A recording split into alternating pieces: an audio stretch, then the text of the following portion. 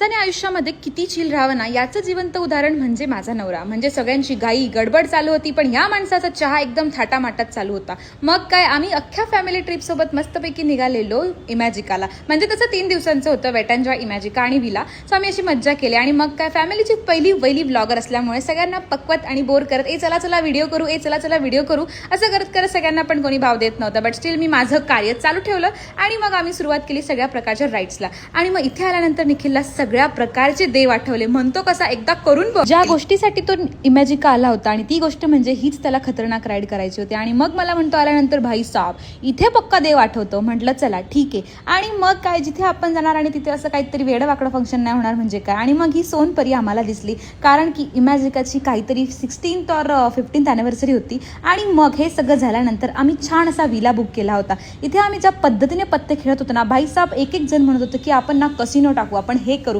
आणि मग मला माझ्या फॅमिलीने फायनली बदाम 7 कसं खेळायचं ते शिकवलं. मग काय, दुसऱ्या दिवशी छानपैकी विलाला पूल बिल होता.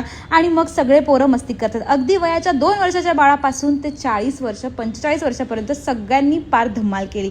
आणि कोण म्हणतं यार सासरची लोक कशी पाहिजेत, हे बघा.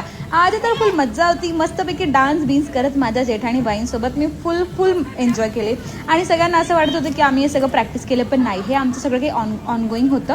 आणि आम्ही अशी मज्जा केली. आणि जाताना लास्ट वर फायनली मला माझा नवरा म्हटला की अरे आपण फोटोच नाही घेतला. आणि मग काय, मी त्याच्यासोबत एक छोटासा व्हिडिओ घेतला.